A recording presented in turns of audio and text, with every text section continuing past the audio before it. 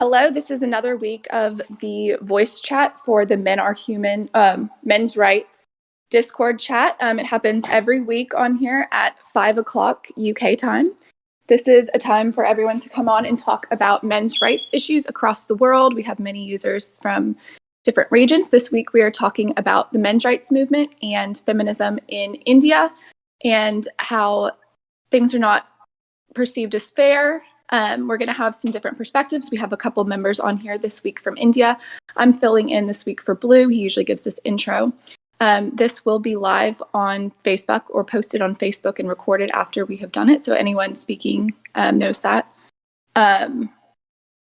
We welcome people from all different viewpoints here to speak, and we've invited them multiple times. So let's hear about men's rights in India today and how young men have been affected by some of the recent political movements. Okay, I would like. Okay, then. So I'm going to go through a couple of issues that I am aware of in India while we wait for somebody who is from India to talk to us. But one of the major issues that's going on right now is that feminists over in India have basically legalized rape of men by women. And this is so bad that we've actually managed to find some cases of young boys being convicted or at least sent to juvenile prison for their own rape.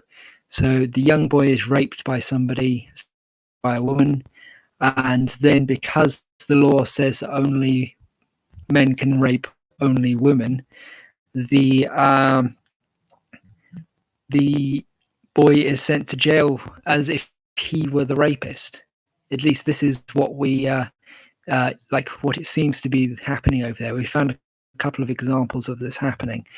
Another thing which you should bear in mind with India is that feminists will often say it's one of the rape capitals of the world, but what they won't tell you is that most of those cases are what are called rape on false promise of marriage, which is a devious little law which basically allows women to retroactively declare any sex they've had with a man to be rape if and when she decides to tell the police that he promised to marry her and he didn't go through with it. So suddenly all of that sex they had together was actually rape, even though she was consenting. It might have been possibly on a false premise, but that doesn't mean he should go to jail, and it certainly shouldn't be called rape.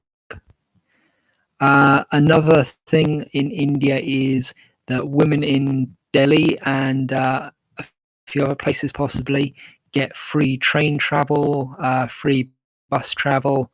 At least they have for quite a while. I think it's an on and off thing where they'll get free travel and then it will end and then it gets renewed. But we're aware of this happening at least a couple of times in India. Another thing that has happened is during COVID, men were completely banned from going outside for weeks at a time in certain places. And women were not banned from doing this. And in fact, they could go out and go shopping something like 1 hour a week. And this, we're not aware of what the effects of it were, but we certainly know that the law itself was pretty bad, and that any single men or gay men who didn't have access to a female member of their families who could shop for them or a female friend would have been screwed, basically, and had no food for like a month. Then we go on to marriage in basically a woman can accuse a man of rape in order to force him to marry her in India. She basically drops charges if the man marries her. We've seen examples of this happening to quite famous Indian men. There's a lot of stuff. I haven't even scratched the surface here. If somebody would like to pop in and tell us more, you can correct me if I've gotten anything wrong. Obviously, I'm not Indian, so it helps if somebody can come in and say what they've seen in India. So I'm opening the floor again. If anyone would like to speak, please do. Yeah, I have a question.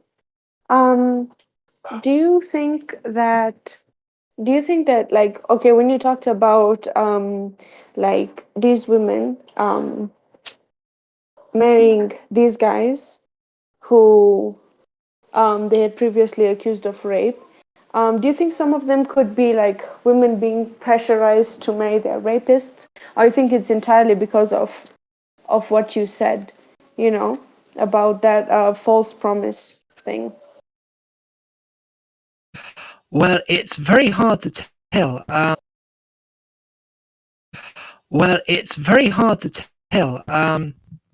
Indian rape law is weird, and the Indian justice system is equally weird and also extremely, extremely corrupt. We had a Indian guy on a couple of weeks ago who was talking about how if you're rich, they basically treat you differently in the justice system. And it can be that they're trying to get as much money out of you as possible, or it can be they give you preferential treatment. I think it really depends on what you're being charged with. But Oh, okay. they will, yeah, yes. So like India is extremely, extremely corrupt in its justice, especially I've heard, and it's really a crap shot if you're going to get any kind of justice whatsoever. Okay. Okay. And I just wanted to add one thing. Okay. Okay. And I just wanted to add one thing. Um, you know, also like looking at things from a gender sensitive point of view is really important. However, when it comes to the intersection of gender and in India, what we call our caste, it's very important to discuss that, right? So now India still has a caste system, although it's really dying out. It's not so heavily there anymore. It still is in some traditional communities, and a man's caste is very, very important in deciding what kind of life he'll lead, So, like, only certain caste members, like the Brahmins, only they can be these scholars, in religious scholars, right? And so other men who are of a lower caste, like the Dalits, for example, they get treated really, really badly, right?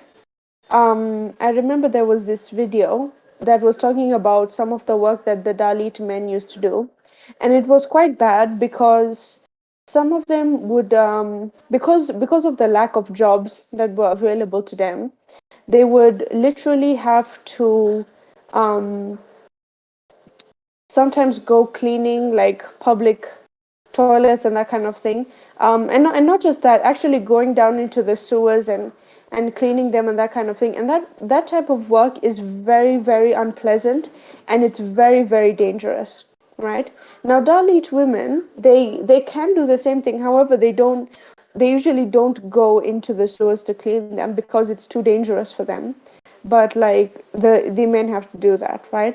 So it's also not just a talk about gender, but also a talk of factors like your caste, right, which is also really important. And then there's also the talk of what's it called?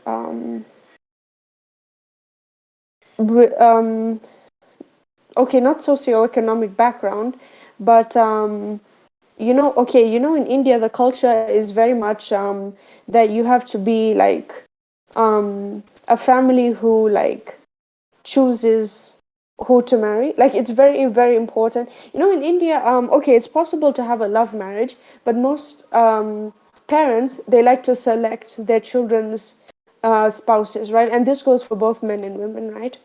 So, for example, if you want to get married in India, as a man, you'll have to like earn the approval of the girl's family, right? So it can be quite difficult because these days, especially, they really ask a lot. They ask for a person to put like a lot of money, a lot of effort into doing that. Of course, he will get some dowry out of it, which is, I mean, I think it's a positive, but he will also have to do like a lot of other things to get their like approval, as in he'll have to be like really highly educated, he'll have to have like a good job and that kind of thing. So it puts like a lot of pressure, just to have someone who will get married to you. And in Indian culture, like getting married is really, really important. So yeah. And let me just check the other one. Okay, the caste system goes Brahmin, Kshatriya or something, Vaishita, Sundra, and then right to the bottom is the untouchables, the outcasts. The untouchables are called that because you literally aren't, you're not supposed to touch them. They're considered unclean in like a ritualistic sense. Japan had a similar system, and in fact still does in some senses, from what I've heard. It's basically what happens when everyone is the same race for hundreds and hundreds of miles. They tend to come up with a caste system instead of discriminating in other ways.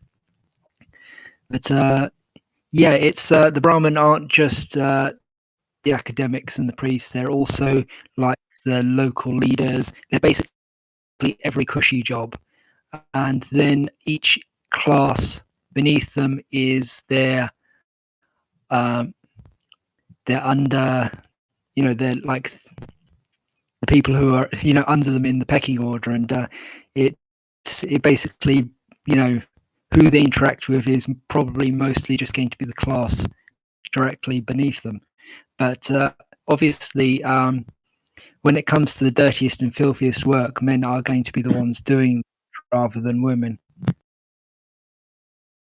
So, Be the ones doing rather than women. So I was just wondering real quick, obviously law and societal rules are different, but I thought that the caste system was illegal now. But is it basically it's illegal, but everyone still refers to it and goes by it? It's illegal, but obviously people are still going to follow it anyway, which is bad. But there's some people who still follow it. Actually, a big number of people still follow it.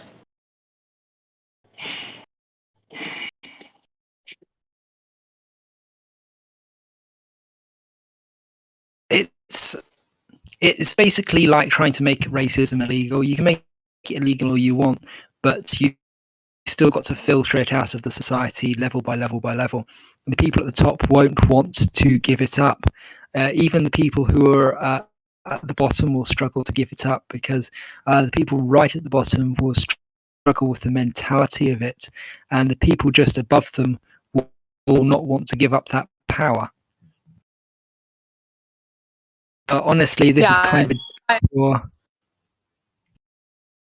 Yeah, I understand that. I mean, a lot of things go that way, but I was just wondering how prevalent, from someone from India, how prevalent that mentality still is. Is it very prevalent? It hasn't really changed much other than in law on paper? To be honest, it probably Paper? To be honest, it probably really depends on where you go. I think you'd have to ask one of the Indian people here, because if I start talking about the caste system, I'm probably going to make a large mistake. My perspective is saying what I probably would have said, which is that it's mostly in the outlying areas. Let's say it's still completely prevalent, and then the closer you get to like the modern urban areas, the more it's going to be a non-issue. Is there any way that it's more Is there any way that it's more of an issue to men than women? Is there more social mobility in women in India than in men? I would say one thing. I'd say one thing.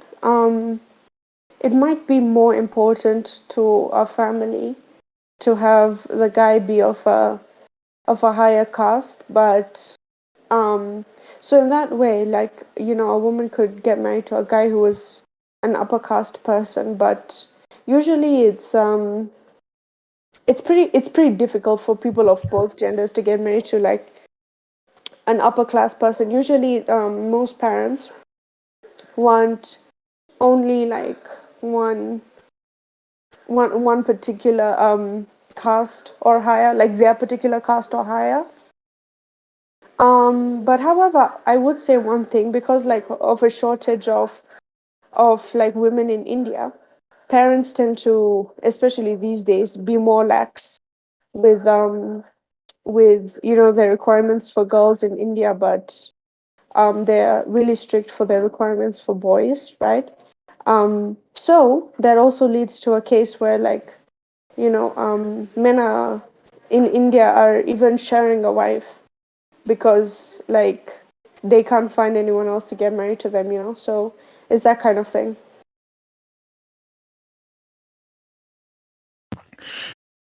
Any more about education in India? I remember one of the users a while ago. He had the harpy eagle as his avatar.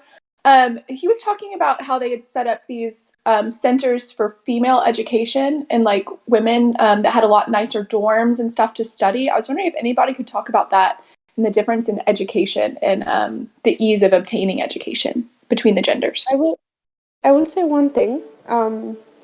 So in terms of education in India, um, in the past it was kind of difficult to be educated, you know, whether you're male or female, right?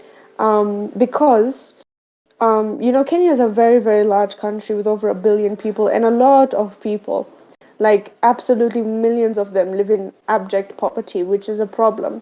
However, these days, it's improved, which is good, um, in terms of getting people to access education. One second, let me just check up on statistics as I explain, right? However, if we're looking specifically at the case of you know male and female education in India, what we're going to see is that like it wasn't how it was in the past, you know, where there was a massive difference between male and female education in India, right? So what we have nowadays is that they are really pushing for women to be educated, which is really really good. And okay, whenever I usually talk about things like literacy rates, I usually look at the ages between like 18 and 24 around there. And the reason why I do that is because like let's say for example you are someone who was living in the 1960s and you never got educated and you're still alive today. It means it's going to like bring the average down, right? So I usually look at, you know, between 15 and 24, which is also what the World Bank looks at, right? So I'm just going to open up the statistics and as I continue explaining. So in terms of education, um, both male and female people are able to get educated. Both of them are able to go to university. And if you look at the ratio of male and female university students, you'll actually find that women are slightly higher to obtain a university degree than men are, right? Which is good because in terms of you know there's been a really really high push um, to be for women to be educated, right? So okay, I've just looked at the World Bank, and then they said literacy rate, youth ages 15 to 24, gender parity index is 0.97, right? So what that means is that in terms of boys and girls, they almost have the same literacy rate, although girls are slightly, like very slightly lower, right? So that is the literacy rate between both of them, right? And rather, in terms of gender, right? And for the literacy rate of the youth is 92%, right? So it's really improved these days, is basically what I'm saying.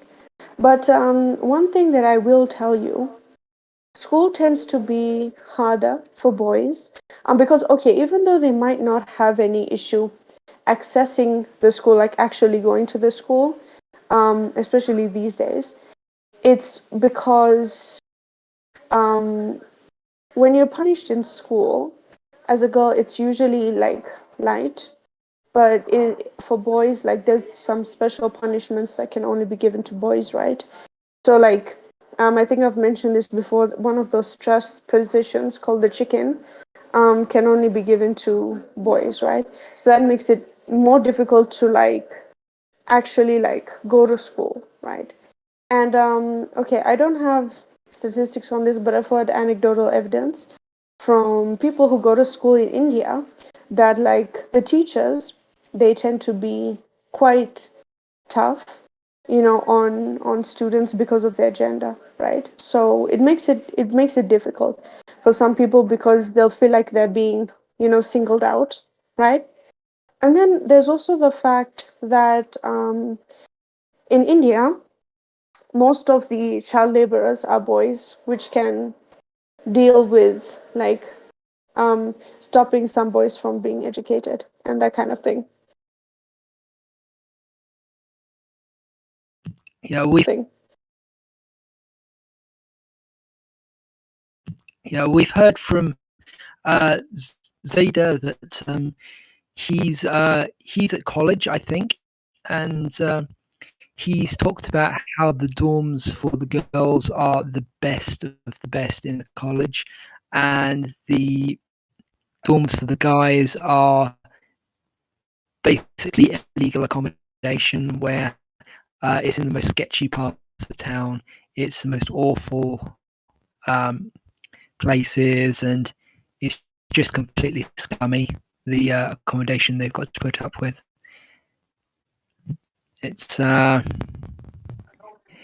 pretty bad, apparently. So if you're not rich, you've got to put up with it if you're male in that college. I don't know how that stacks up with other colleges, though. My perspective wants to talk about honor killings, which are something which do happen to both men and women.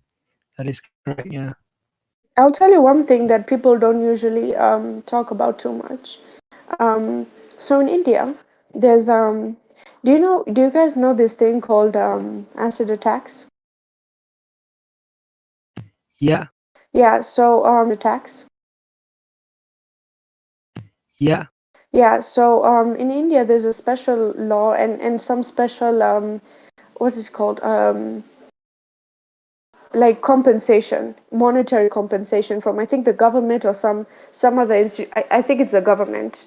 Yeah, if you're a woman and very unfortunately you're a victim of of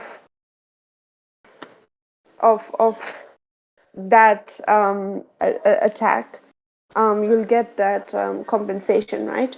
Which is good, right? However, if you're a guy and you're a victim of that acid attack, you won't be given any sort of compensation. I think it's because maybe they assume that usually the main targets of acid attacks are female, and women are the slight majority in the victims of the acid attacks. But in India, it's about 40% male victims, 60% female victims, right? And acid attacks can happen for any number of reasons, not just rejecting a marriage, right? It can also be due to a deal gone wrong and that kind of thing. So it does happen to men, but they get no they get no financial benefit. Oh, not financial benefit. Oh, not financial yeah. benefit, financial compensation. Yeah, So yeah, benefit, financial compensation. yeah. It's we don't actually know what the percentages are of men and women who get acid attacked in India, but we have seen that it's mostly men in, I think, London Yeah, and possibly the 80%. whole of the UK. 80%, yeah. Yeah, yeah. So it would be very hard to extrapolate that to a completely different culture and country. No, But I mean, like in terms of India specifically. I can share you the article that shows the number of male and female victims, and it's 40% male victims in India specifically. 40% male victims. Yeah, 40% male victims. I can even share with you if you want. I'll have to look for it though. But basically, what I'm trying to tell you is that they're about like 40% of the victims, and legally they cannot receive like the compensation that's there for women to get some reconstructive surgery, right? Because obviously, if you have an acid attack, it does very big harm to your body. So it's that compensation is given to those women so that they can get the surgery, so that they can, you know, like fix that problem that they have, right? But if you're a guy, you're gonna have to like pay for it yourself, and if you have lack of money, you're just left like that, which is quite sad. Yeah, that's kind of disgusting, to be honest. It makes me wonder about those stats, if the men's stats aren't actually higher, but they're being ignored. If they're being ignored in the financial compensation, then they're likely being ignored in other places as well. Yeah, it's usually the case of, who reports and who doesn't, because these statistics might be, as with, domestic violence and other things, it also depends on the reporting. So there's a possibility that not all of them are reporting and that kind of thing.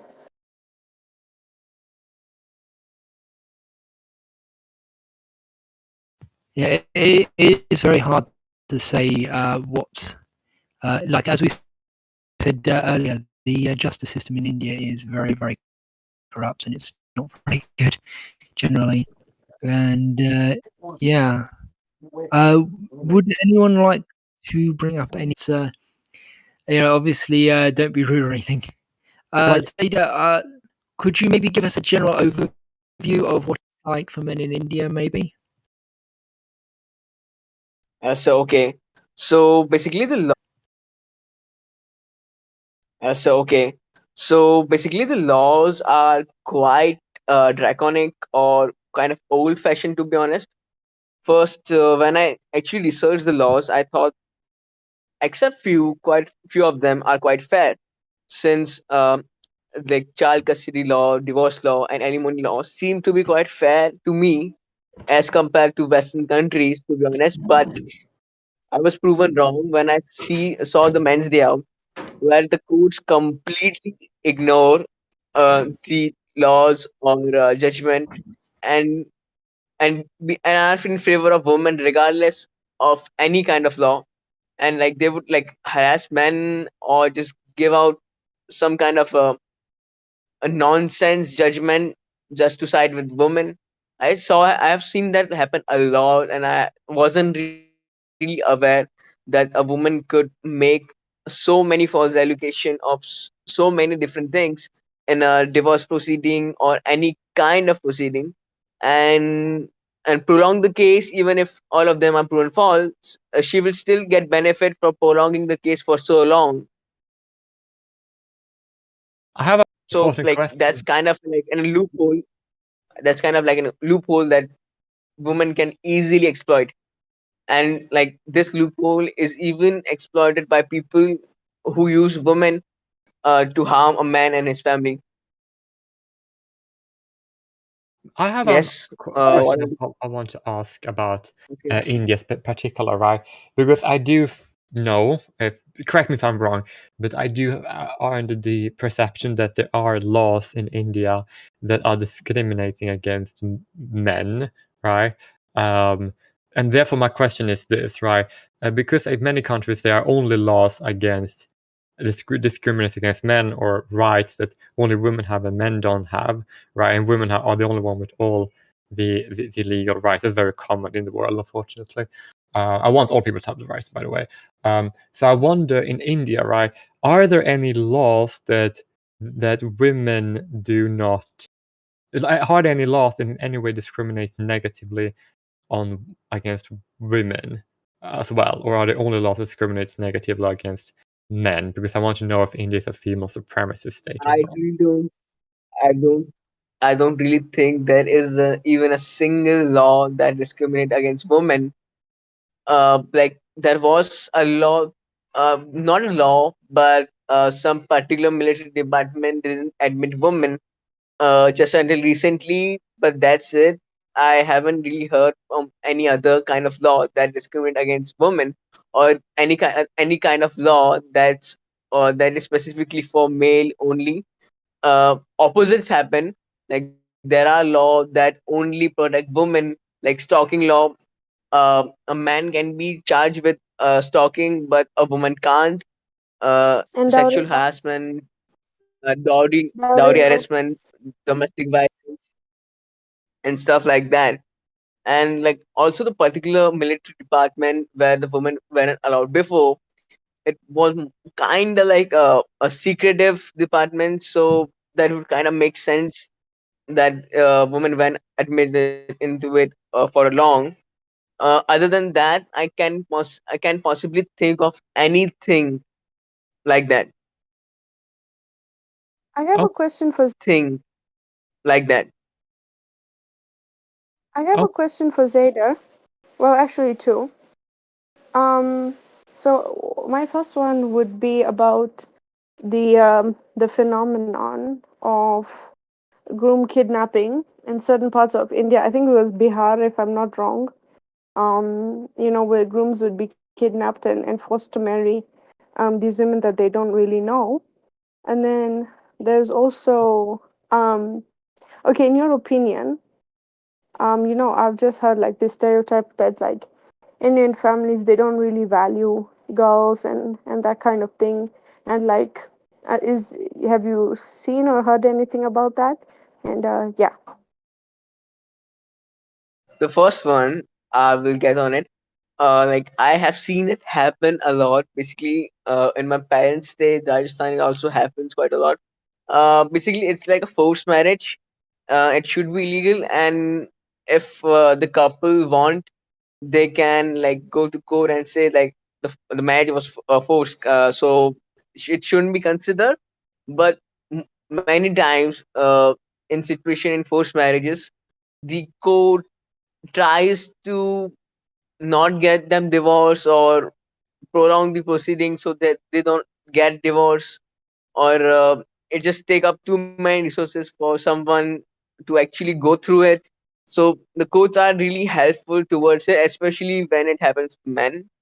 And for the second answer, I think it does kind of happen because in India, like the kids are basically parents' retirement, and girls usually do not take care of their parents. I have my few of my father's uncle. In one case, one of my father's uncle recently passed away. He had like six daughters and one boy. Like the youngest is a girl that is 13-year old, and the single boy that's kind of like 14ish, I think, 14 or 15. And other four daughters are like adults, and my father's uncle even got all of them educated, got them all of them married, and which is a big deal since when it's a daughter's marriage, father really spends a lot, and he kind of got his daughter married. So when he died, he didn't left very much of kind of money.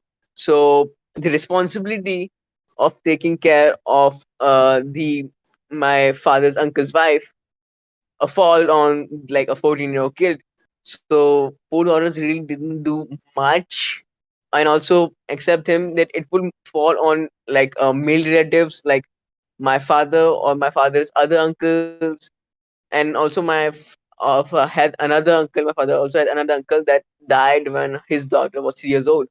So she also got educated, but also got married, but she didn't look after her mother.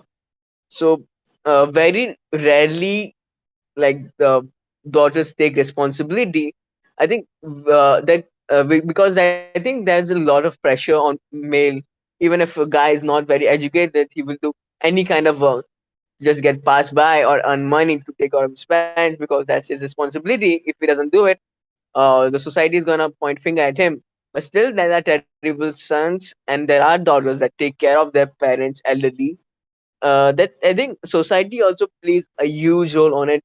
Um, and many women are discouraged at taking care of their parents or relatives, etc. And because of them, there is a certain favoritism among like a poor household or like a kind of like conservative household where like they focus on like their son more since like he's kind of retirement plan, to be honest. uh I think like taking care of son in that kind of situation is kind of like laughable, because you never know what's going to happen in the future, or whether the son will turn out to be true to them or the daughter.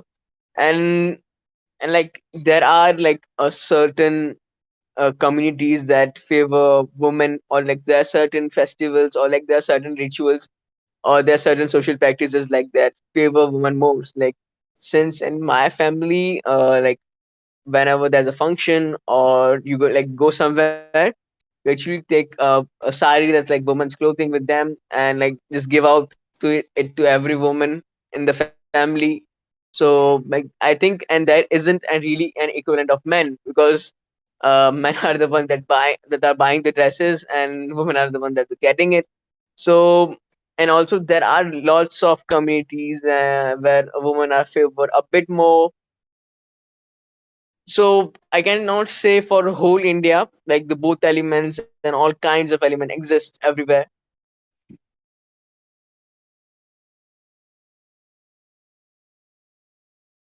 That's very interesting, Zada. Do you have anything else you'd like to share about India? We were talking earlier about rape on false promise of marriage. We were talking about how feminists will say that India is a rape capital because of that. We also mentioned that little boy who locks up for his own rape. So the first one, where like the rape on the promise of marriage, basically if you have sex on, and like after that you refuse to marry someone, and the girl said no, that she only had sex because you promised to marry her, which like law has been continuously denied by the Supreme Court. Let's say that it doesn't exist and other law courts shouldn't do it, but since there are many regional courts, and many of the courts proceeding are very conservative and all like that, stuff like that. So most of the time like courts take women's side and like harasses men into marrying him. So I would like to add, like I would like to give it to the feminists that they don't agree with this practice, because it's ended up harming women, because it perpetuate the narrative that a woman should marry her rapist in real life. So the feminists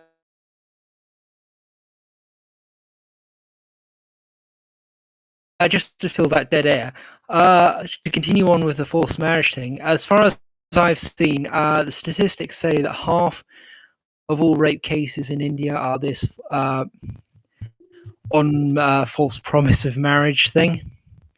And I don't really see personally the feminists actually trying to fight against it. As far as I've seen, it's just been left. But then again, that's pretty standard for other countries. If it didn't happen in the West, generally speaking, feminists don't say anything about it. That's not just on them. That's pretty standard for everyone.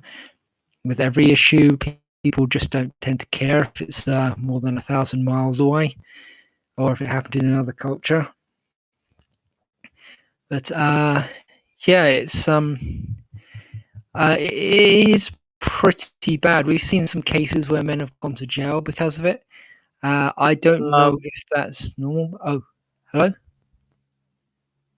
I think there Who's was that? some kind of so the Carry on, Zeta. feminists actually are with us on like the law of rape on the promise of marriage kind of law. So the feminists are actually with us on this because like actually harm the real rape victims and make the light of rape cases. But there are lots of women I have seen that actually support this law, since like it kind of give them power and they think like it's kind of fair to men and stuff like that. And so basically there are many conservative women and even progressive women or many women that support this law, but feminists don't. So I wouldn't say that feminists support this law, but and yes, I did. I think like there are like countless laws protecting women, and like men do not even have a law protecting them from stalking. Like all these laws protect only women. Domestic violence, let it be domestic violence, let it be dowry harassment, let it be any kind of abuse or stuff like that. That it only protects women, not men. So many times, even in court proceeding, the women make all of this accusation and kind of like prolong the cases and take maintenance until since the court is proceeding and man has to pay the like money to women without even it being proven true. So when the case is like takes a lot of years, practically years. To be honest, even in a good scenario, it would probably take a few years. In the worst scenario, it would probably take a few decades. But man will continue to suffer. Women will still get the sadistic pleasure of getting money and filing false accusation and harassing men and still getting away with it. And even after when the all of this is proven false, man is proven to be innocent. He will still have to pay a heavy price since the court proceeding took so long. So false accusation are very common, especially the ones about, especially the ones that are not about rape. I think feminists talk about rape, false accusation, which are the most severe ones. But to be honest, they do not make up the majority of false accusation that are made against men. There are little different kinds of false accusation that a woman could make against men without getting any consequences, and even the woman would benefit from making a false accusation, even if she is proven false. So Yeah, it's kind of there's like a some legal similar. loophole. Yeah, it's kind of like a Yeah, legal loophole. I see. Yeah, there's kind of some stuff like that in England as well, where there was recently, well, a while ago, there was this woman who launched like 20 or 30, I think it was like 20 separate false rape allegations, puts one guy in prison for 4 years, puts some other guys in prison, ruined some other people's lives, and she got a lot of money for it. And she gets to keep all the money, although she's going to jail, I think, for probably not even more than a year. So it's very hard to remember if she how long she's going away for, but it wasn't long. But what I wanted to say was there's this law preventing the police from keeping track of when a woman makes a false accusation. So they won't be able to say, hold on, this woman has made 20 false accusations. And, how can it possibly be that she's been raped by 20 separate guys? It just, considering how safe UK is, it doesn't make sense. But Zada, maybe you could talk to us about some other issues in India that perhaps we won't have heard of here in the West. So like I said before, like courts being unfair is a big thing here, and like the probably one of the biggest point of like MRAs in India have, and I would say the laws really need to be gender neutral. Like laws are crazy here, man. They're like laws like they protect women against like anything. Like they are ready to arrest a man just for like uh looking for a girl's number, but they cannot arrest a woman for basically threatening a man. And like there are like lots of acid cases where uh a man throws an acid on a woman when she rejected him, and also there are cases when a woman throw acid on man when man rejected her. So in those cases, like the punishment for man is very severe as compared to the woman. It's non-existent, or even if a woman get punishment, she basically get punishment that is incomparable to the to her male counterpart. And also there are like NGOs and all that like help women, but wouldn't help men in such a scenario. And also, it's kind of like an made that the men are the evil ones that only that will throw acid on women.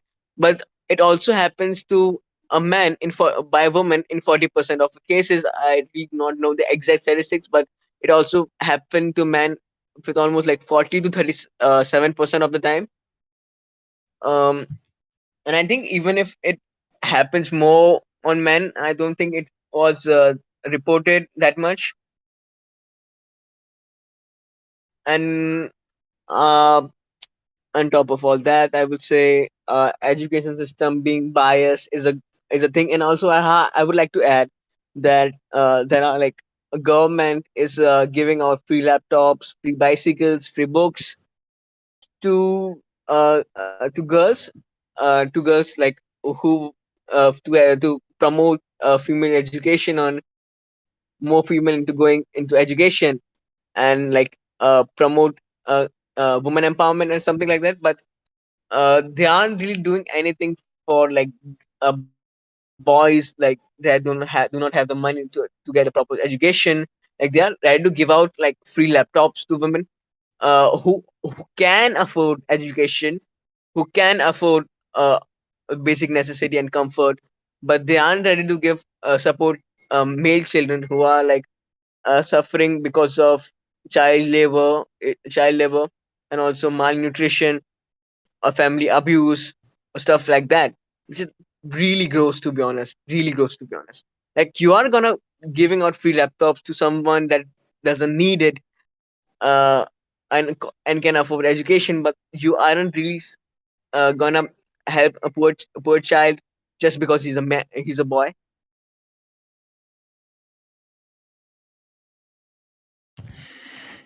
Yes, it's very interesting how the law in India is just so slanted. We were talking about earlier about how uh, the government wanted to make the rape law gender neutral, but feminists stepped in and made it so that only men can commit rape, which is pretty much how it happens in a lot of countries.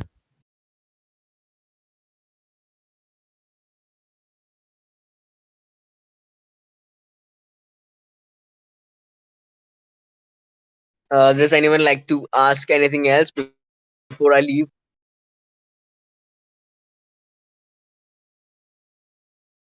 All right, so let's yeah, just have a couple, 1, 2 more questions, Ada. Yeah, sure. Go ahead. Okay, a couple more questions from the floor if anyone wants to ask one, and then I think we'll wrap up the stream because it's getting close to our usual stop time anyway.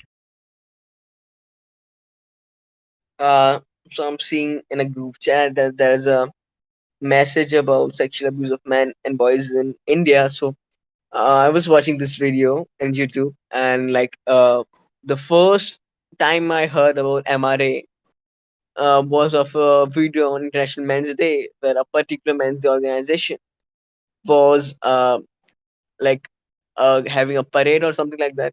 So there was this guy that said something that changed my views on a lot of things. So what he said was there was like this boy, like 16 or 17 years old to be honest.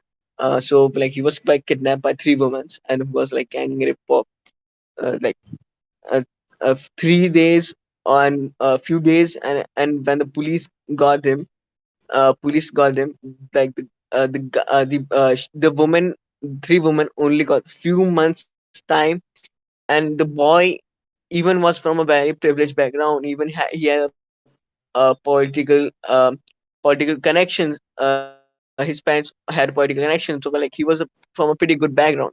So even with that, his student could get justice, to be honest. And no newspaper, no televisions, no media house covered this incident. So that made me wonder. So many, how many of this incident would have taken place, and no one knows about it, because since the guy was since the guy at least made a case against the boy, at least made a case against the woman, even though they only got few months, but there would be many cases where guy couldn't even make complaint, even if you go to police, and even if you go to his parents, no one's gonna believe him, and no one's gonna do anything about it. So it will just make his life a living hell, since no one's gonna trust him. There's no support. There's no support, or no help, legal help, or help from anyone. Even if it goes to their parents, he might be the one that would be blamed. He might be the one that would go to jail. So that basically makes it way worse.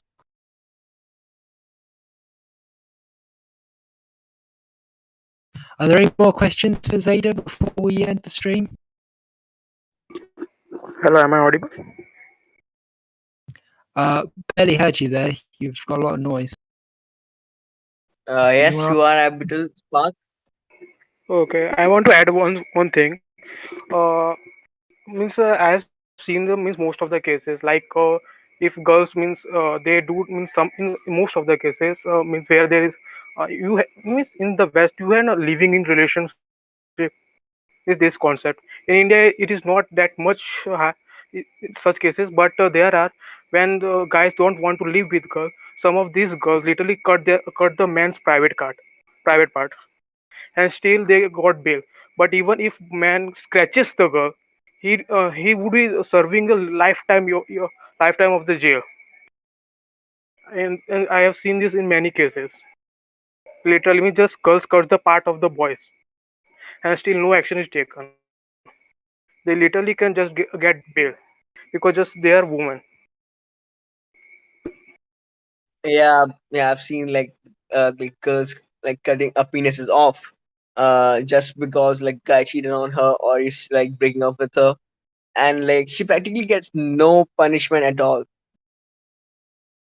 Yes, even even there was petition for because petition for that if this happens to boys, at least they should get compensation. But even families opposes that. I just get this from on one Instagram articles with this news. Their families opposes this also, compensation for men.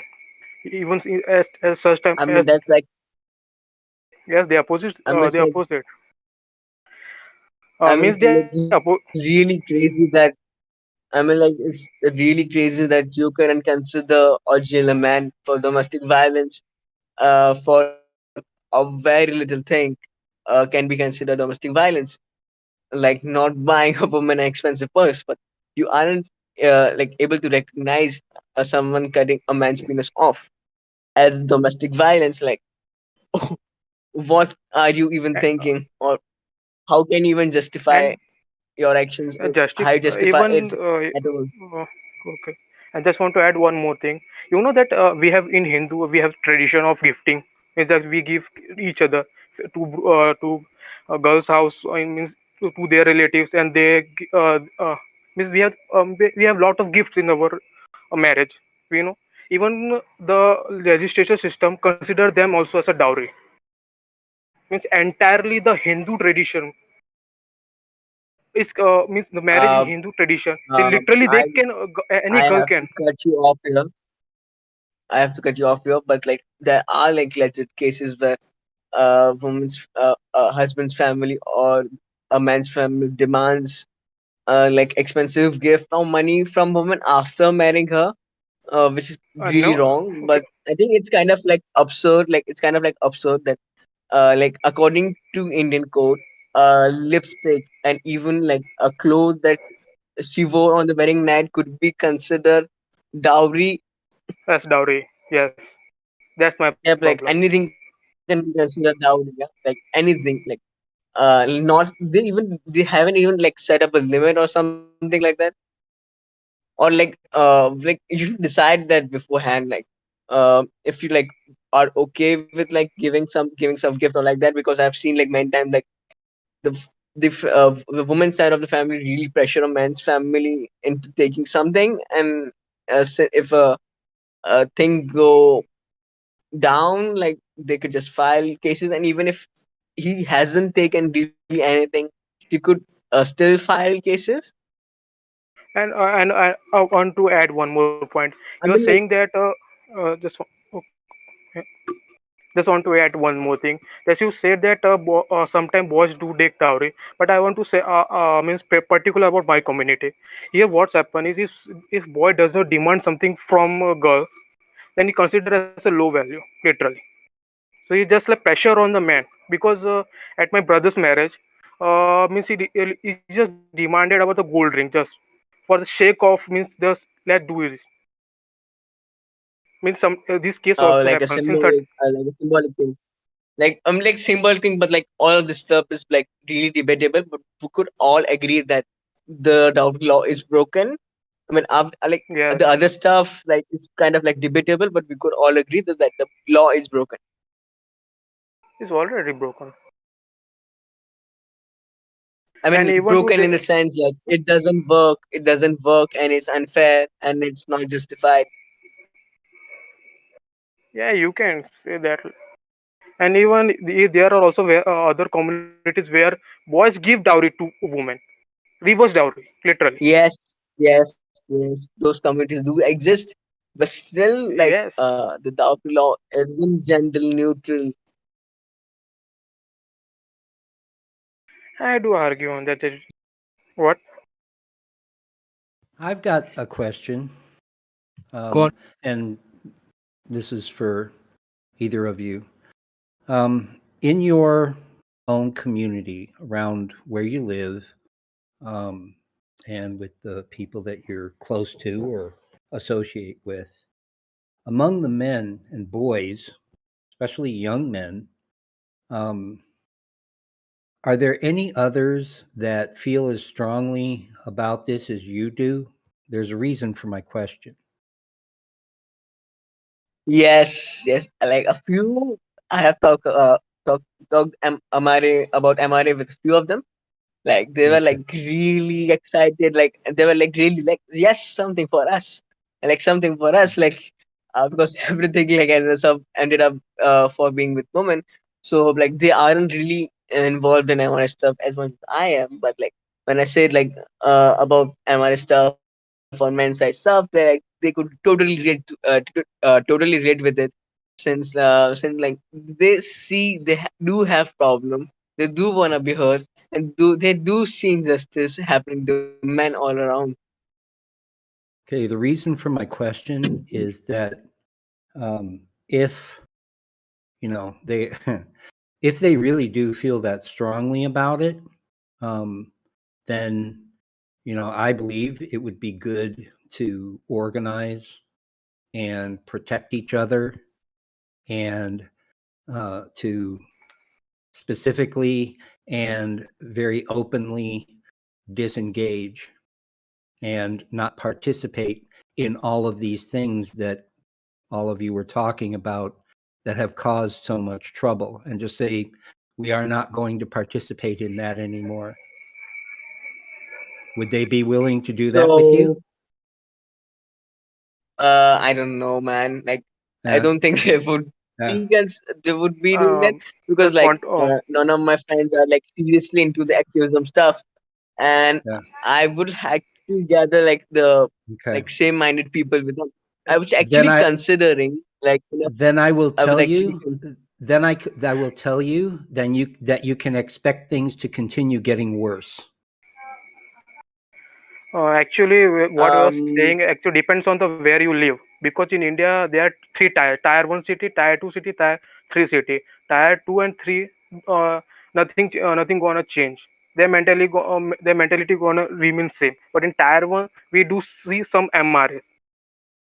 It depends on where do you live, because still in my when I go to at my farmhouse, there I know, means I just remember about when my brother was getting married.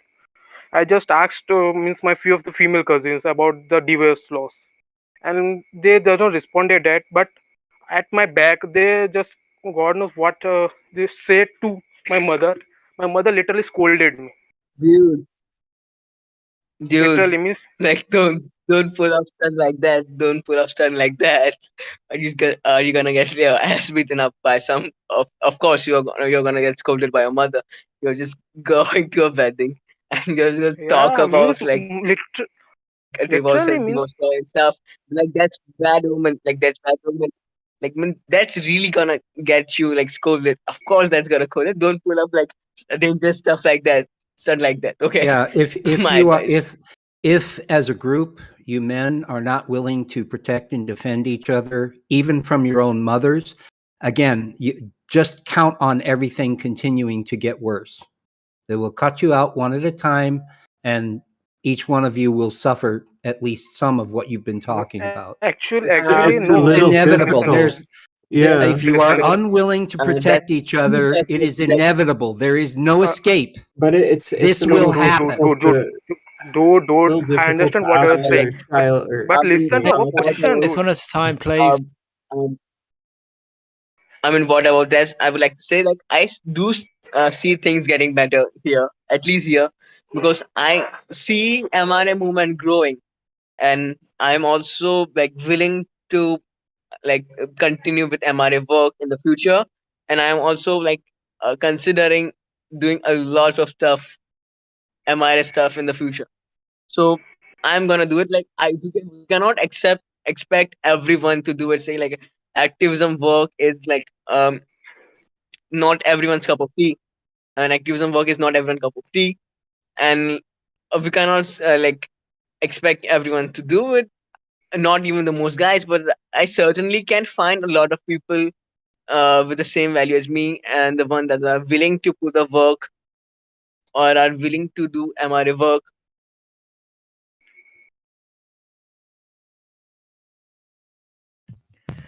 As I It said, would be to at we could least both be willing wise. to stand up for each other and speak for each other. If you can't Yeah, do that, Do listen. We do stand for each other, but just listen. But we don't have that position. We means like the here in India, the means your maturity just mostly depend on your age. We are just young kids. No one listens to us. That's the problem. yeah. Well, what you need to do is try and focus on creating an institution where you can protect each other, like homeless boys or homeless guys institution or something.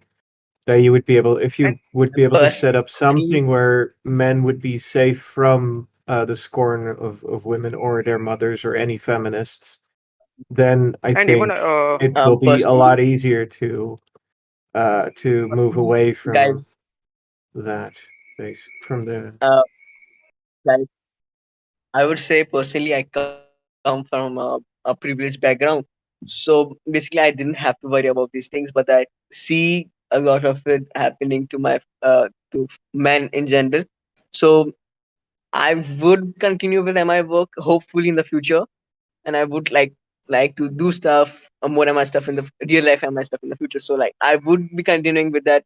What about that? And I like do see MRA movement growing. So like it's our responsibility to take it in that direction.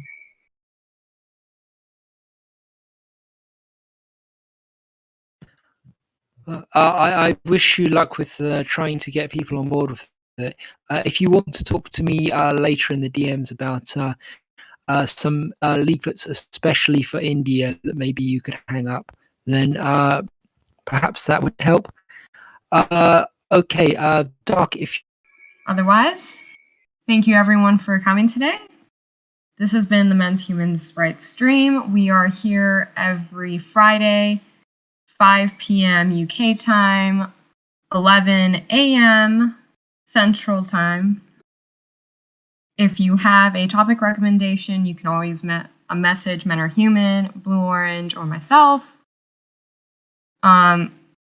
We are doing our International Men's Day posters. You can go menarehuman.com and get the leaflets for that. We're still making new ones. Today has been a great talk, and so goodbye, everyone.